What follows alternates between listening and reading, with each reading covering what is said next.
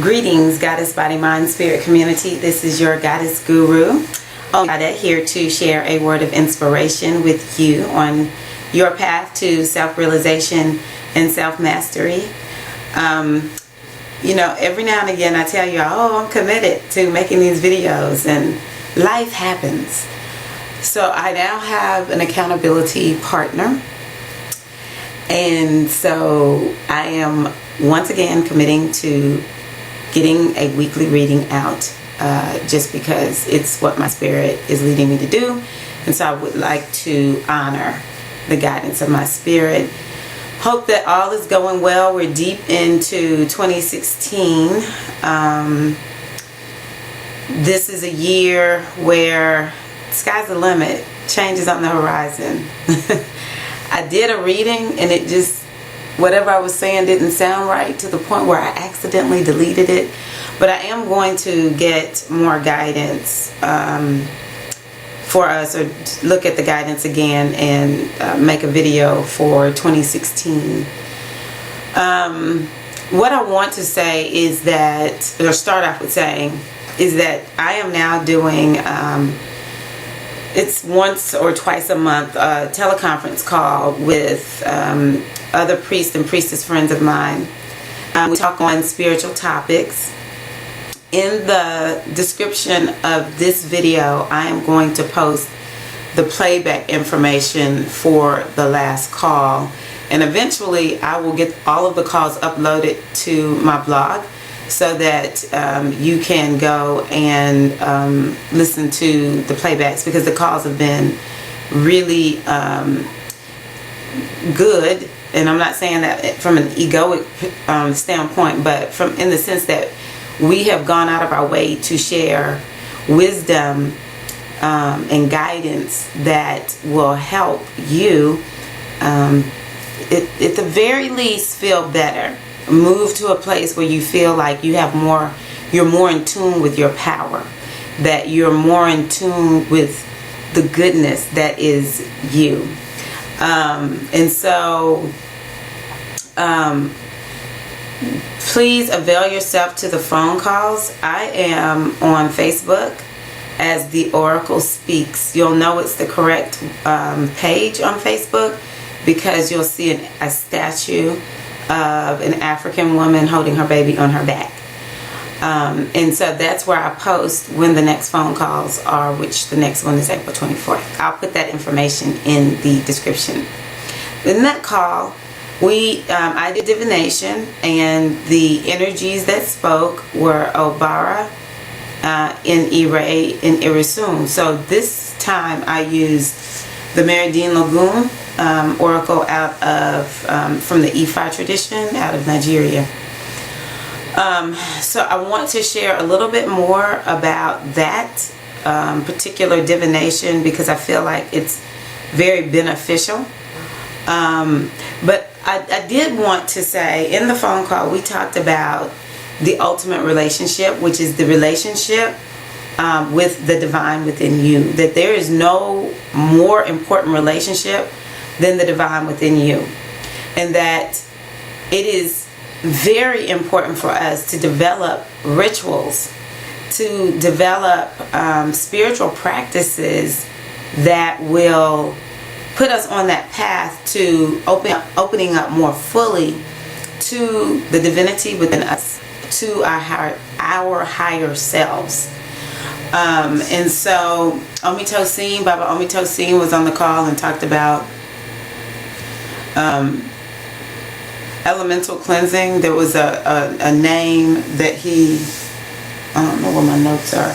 It's out of the Hindu tradition, I think, somewhere out of the East.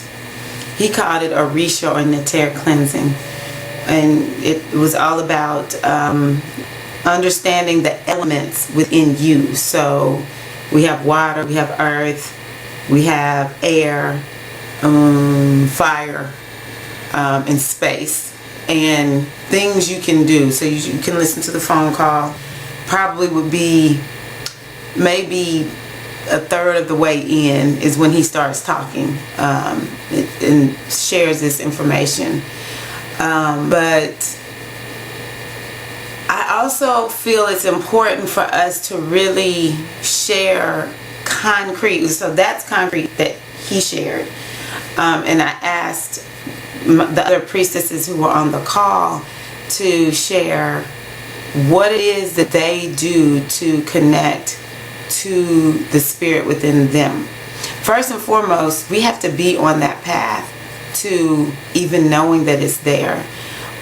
For some of us, it resonates, but we don't really know it. And that's something that we emphasize, is that experience is the pinnacle of all the experience.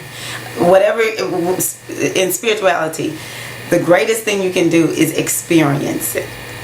It's not enough to know, though knowing in terms of an intellectual, like, oh yeah, there's a higher self, is important, because some people don't even know that.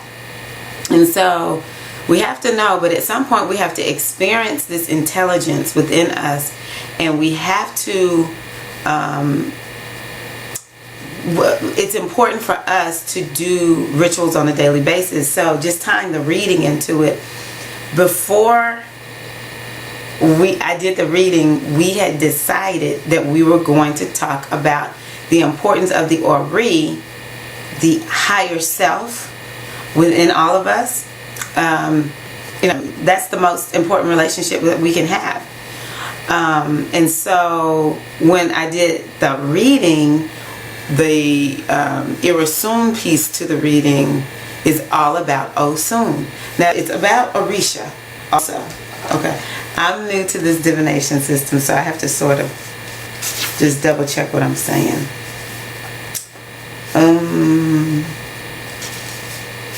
But anyway, the Osun, right, is a part of Irasun. Okay. So Irasun has to do with the Orisha Osun. O-S-U-N. A lot of times we say Oshun, but that is spelled differently. The S is a little bit different in the word Oshun. For people that understand what I'm talking about, that's a goddess. We're talking about Osun, the deity or the Orisha that rules the head. The Orishas are energies, forces of nature, and they are aspects of ourselves. And so Osun protects the head. The head is known as the higher self. It protects the Ori. And so for us to get a reading that says, look, you need to connect with Osun. You need to make sure that you're opening your relationship with Osun, because it's all about developing that relationship, keeping that getting that relationship in a good place. If it's not intact, and keeping it intact, like in our children, we want to keep their relationship with the divine within them.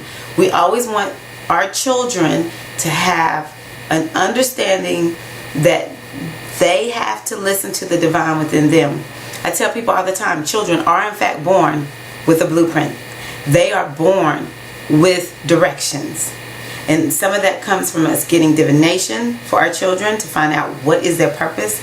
We should do the same for ourselves. And some of that is by understanding that your child's Ori, the Ori comes here with us. The Ori is here just for us. Your Ori is here for you. My Ori is here for me. And so we want our children to be connected deeply with that Ori and following the guidance, because when something is off, that child's Ori will communicate what the problem is to you. Sometimes when we're like, whoa, these children are so wise, that's because they're connected to their Ori. If we don't mess up that relationship, okay? The Ori is the higher self, is the supreme relationship that we should seek after. And so when I was in the process of knowing that this was true, but disconnected because of conditionings, and that's the other part of the reading, the Obara, is Shango, is saying we have to transcend the conditionings. We have to deconstruct our ego that is built with bricks that come from teachings from the world, from our parents, that come from experiences. And we just construct this ego. And so we have all these conditionings. We have these ways of operating. Someone talked about it today as being in a box. And we will sometimes fight to stay in that box because that box is comfortable for us. But when we are moving to that place of connecting with our higher selves, our Ori, then you have no choice but to step outside the box. And so I started reading the Metu Neter by Rijo Anantara, and I'll never forget when he talked about we have this wisdom within us. You have this wisdom within you. This wisdom runs the heart, our whole body system. What are you doing to make your heart beat, your colon do what it does, the lymphatic system? I mean, it's like miraculous if you really take time to think about your body and how your body is doing what it does independent of you. There's some of us that self-abuse in so many ways, and I'm not just talking about drug and alcohol addiction. Other ways that we just do not take care of ourselves, and we know we need to do better and we don't do it. Maybe we don't know and we're self-abusing, and the body just keeps on ticking. Isn't that amazing? That wisdom that makes the body continue to go is our higher self, is our higher intelligence. And what it said in that book was you want to move it from the background to the foreground of your life. This is one of my rituals. I wake up and I say, I want Ori, please move from the background to the foreground of my life. And Ori, I am following you. Ori, I don't know anything. Show me what to do. Show me what to say. Show me how to feel. I give myself to you 100%. Ori. I use the word Ori. You can use whatever word you want. Higher self is like, to me, the general term that everyone sort of gets. But I like using Ori. But anyway, that's one of my rituals. That's one of the things I want to share. I was like, oh my gosh, I didn't tell people what I do.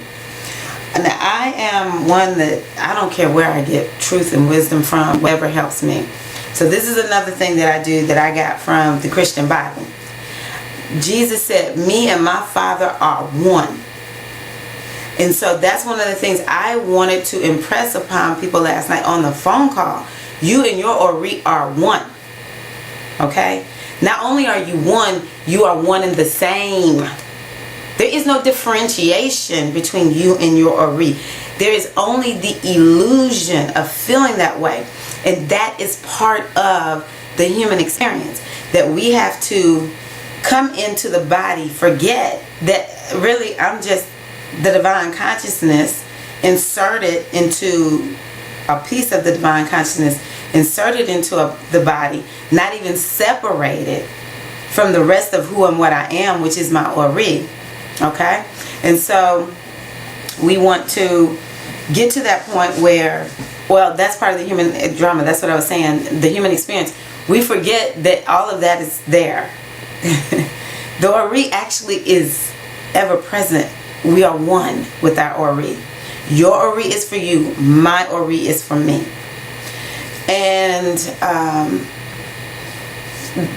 then we come and we have these experiences that are designed to help us wake up to remembering the divinity that we are. So a lot of times you'll hear about the divinity that within. Yes, it is the divinity within, but it is the divinity that we are. That's the part for me that I'm still like trying to walk moment by moment. Some moments I'm like, I got it. Other moments not so much. But I just think, hey, it's part of being human. I'm alive. So that's something else I do. I'll say, you know, me and my Ori are one. The other thing that I do when I wake up in the morning time, this started in 2008 with the financial crisis in the United States of America. So that's why we can give thanks for the crappy times, because sometimes what is birthed out of crap is a good thing. And I was listening to someone talk today, and you know, everything is good. All things are good. It's our perspective. And so I just remember one day I was sitting around and I was like, you know, I have some debt that is outside of the family budget that I created. And my cash is looking a little low, given I'm a stay-at-home mom. What stay-at-home mom creates debt? Some of it is student loans. I'm just being real with you. But, you know, I just was laying there like, something's wrong. You know, the economy is bad. And I just was like, I don't know what I'm going to do. I don't know what I'm going to do, because I'm not the type that lets bills just go. I like to pay until I pay them off. And so I had a conversation with God. Say, you know what, God? You said you were going to take care of me. You said you were my source and my supply. I need you to tell me right here, right now, what to do. And one of the things that came out of that was to affirm. I live in a beneficent and benevolent universe, always conspiring in my favor. Now, I adopted those words from some, you know, spiritual guru that I study. But I began to realize in my worry that I had a lack consciousness. I expected things to go badly for me. It was a part of my conditionings. And so in order to reverse that, I started affirming. I live in a beneficent and benevolent universe, always conspiring in my favor. That's one of my rituals. And the other ritual that I say is everything, because I had to this is what I was led to do. I say it that way. Everything works out for me 100% of the time, because I submit 100% to my Ori, and I have added to that my Orisha, which is Yemaya, and my womb, which I have learned. For women, our wombs are our powerhouses. Women who are in touch with their womb, who are in touch with their femininity, they will be able to affect major change in their world, and we need to not be afraid of it. We need to embrace it, and we'll just drag the brothers along who are afraid. We're not going to stop. But anyway, so I affirm this daily. I wake up, bing, okay, once I'm like, okay, I'm clear, and I make those 2 affirmations. What ended up happening was I got some serious solutions to my issues, my financial issues, that it sold me. You have issues, Omilade, you talk to your Ori. Don't you talk to anyone else. Your Ori is your source and your supply. That's what you have to understand. And sometimes you have to test it, and then once you get results, keep going, and then you have to continue to affirm it until it becomes your truth. Because until it becomes your truth, you know, you're going to find yourself leaning and depending on your ego. And so Obara is saying, you know, you have to keep your ego in perspective. Your ego is here because, you know, you needed to assume this body to have this wonderful earthly experience, physical experience. There's no power in this. The one thing I didn't say last night that I wish I had said was the ego fights. Because the ego is of fear. The ego is of self-preservation of the ego. And so what I have done is I have had conversations with my ego. Okay, wait a minute. Now you and I both know things are better when we trust our Ori, our Orisha, and our womb than when we don't. Right? Yes. So why are you tripping, acting all afraid? It has taken me a long time because my ego has enjoyed its egoic lifestyle. It's enjoyed all the drama, all the crying, all the whining, some successes where I feel like I am all that. It has enjoyed this human drama. So you mean to tell me we have to give this up? Well, my Ori is now at this point, my ego is now at this point where it's like, you know what? Maybe you're right. Maybe we should listen to Ori. Maybe we should listen to Manya. Maybe we should follow the wisdom of our womb. You know? And so I just encourage you, you know, it could happen overnight. But you have to open your awareness to your Ori. And you have to convince your ego to bow down to your Ori. Convince your ego to bow down to your Ori, and explain to your ego that it will be even more beautiful. The things that it produces will be even more beautiful, because we cannot produce without the ego, or else we wouldn't be here. Okay? And so it's a process, and you have to work on it. And so we definitely need to, over the next few weeks, take time to analyze who we are. Why do we do what we do? And one other thing I wanted to mention last night, but I neglected to mention, is that I think people don't understand that this process is so internal that you don't actually need a book. You don't need a religion, nothing, to get to the truth of who and what you are. The best thing you can do is to drop everything you know and say, just show me the way. I want to know the truth. That's what I did in 1999.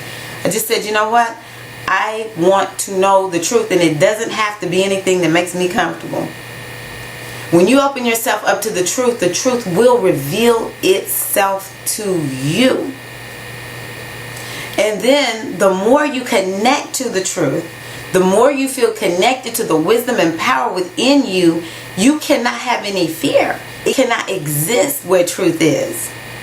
And so I encourage you to understand the laws of the universe, one of which I mentioned last night was the law of cause and effect. I'm on a journey to learn.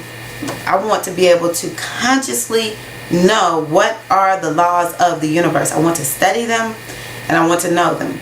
The one I focus on quite a bit is the law of attraction. And here lately, I saw, hey, let's look at the law of cause and effect. And so understanding that you are first cause, your Ori. Do not be tricked by the effects that you see in your life. Whatever the problems are that you see in your life, whatever the relationship issues are that you have in your life, whatever it is in your life that you see all the good, all the not so good effects, they are not the cause of anything. They are effects. And so I just encourage you to not be caught in the effects, but instead understand what is the cause of the effects that you see, which is you. The laws of cause and effects. You are first cause. I am first cause in my life. Ain't nobody doing nothing to you. Take responsibility for your life, because if people are doing stuff to you, that means that you just are at the whim of the world, and that's a lie. Okay? You want something different in your life, you got to be the cause of it. And where does the cause come from? The cause comes from that pure place within you that is not tainted by the lies of this world, which is our Ori, our higher self. And all that comes with it, like I said, you know, I call them my Risha and my womb. They're all one and the same, I'm assuming. But anyway, the effects that we see in our lives, if you want different effects, you have to make a different investment. And so the law of cause and effects, the way, you know, this one place I was looking at it is karma. It's karma. What you put out is what you're going to get back. It's a boomerang. It may not come back in the exact same form, but it will come back.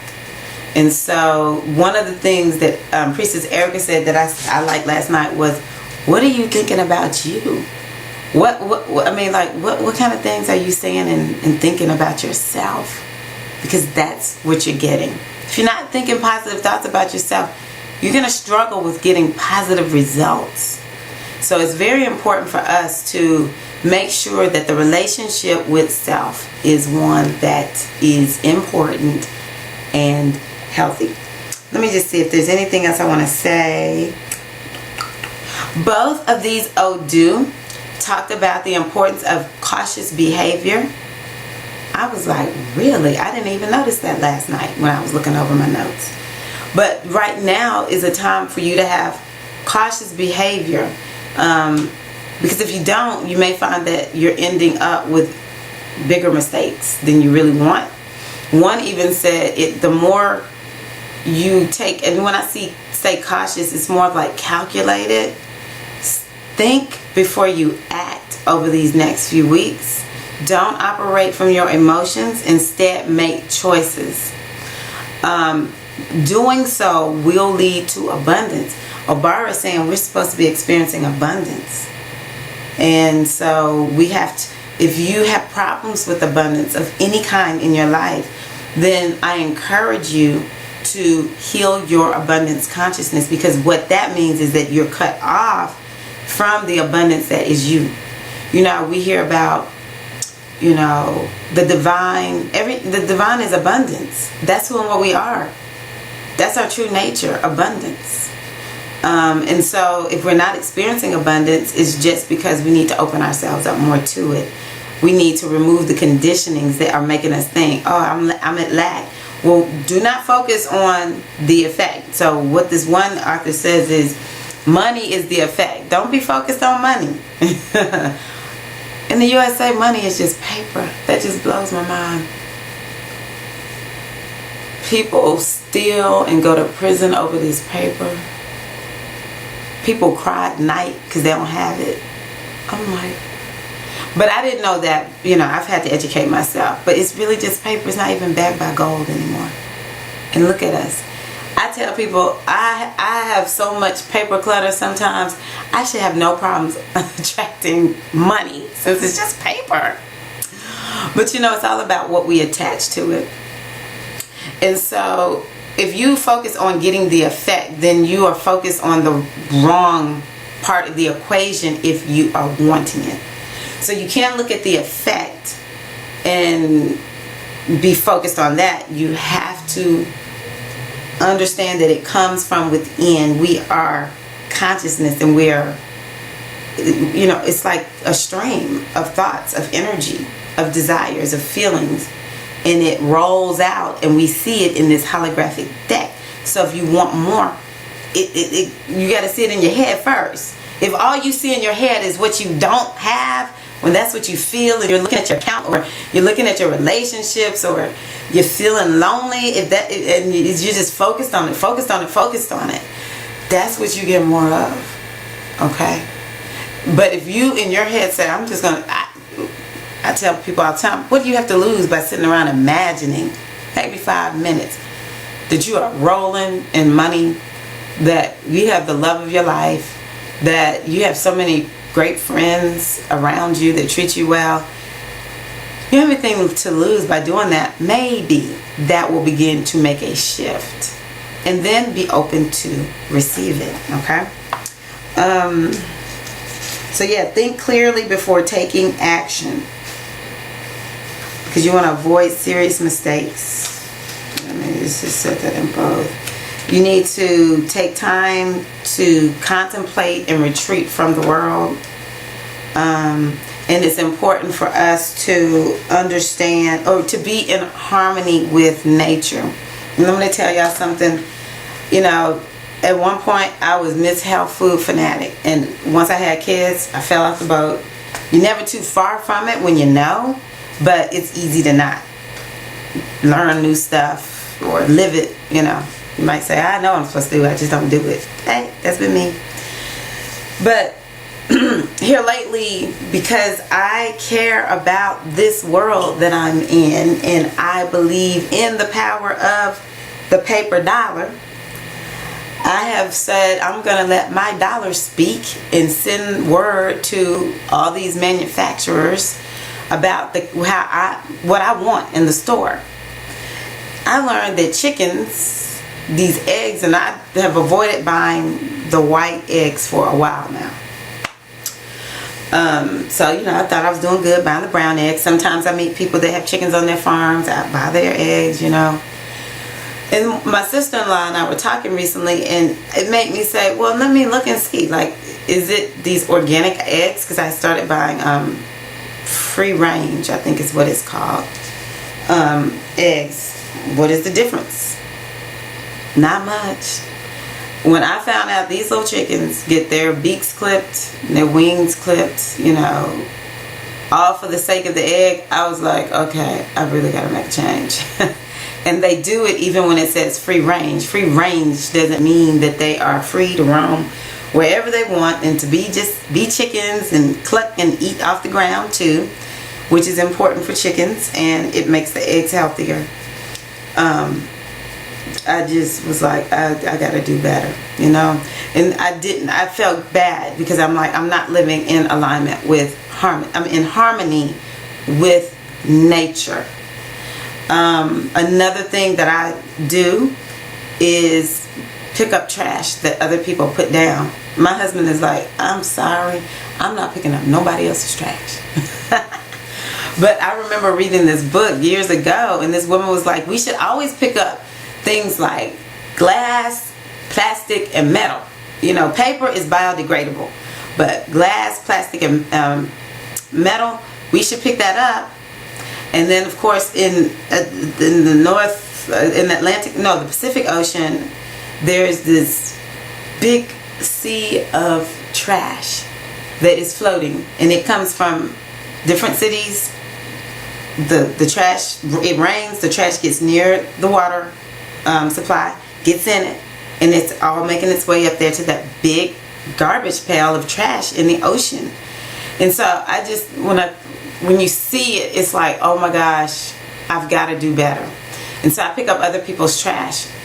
For 2016, my commitment is to go find people who are cleaning up the greenway in the city that I live in, to be a part of trash pickup around my city, especially things that need to be recycled, because I want to live in harmony with this earth that does so much for us and asks for nothing in return, continues to take care of us despite the fact that we humans in general are just at an alarming rate destroying the earth. If all of us do just a little bit to make a difference, for me, it's picking up trash, it's recycling, and it's doing my best to try to keep things from getting in the water. So I use natural cleaning supplies too, very gentle. And you can find affordable ones to do it. They're not all super expensive, but the price that we're going to pay to clean up the water is nothing. It's way more. So what we have to pay is nothing for these cleaning supplies if we're going to keep the water clear. But we all have to do our part to, you know, that's my way. You have to find your way. You know, the forests need help, the air needs help. We got to stop fracking. So we need to make a commitment to do our part to make the world better. I'm going to tell you one more thing that's very important. And I've told myself this. We got to stop being crybabies. We got to get up. When we feel down and out, we got to get up and go do something good for someone else. One of the old dudes that spoke said, look, if you're feeling down and out, if you feel like you cannot manifest good in your life, you need to go make a donation to children in need. When I think about children, they are so innocent. They are depending on us. That is such a good thing, to donate to a child in need. It could be money, it could be time, okay?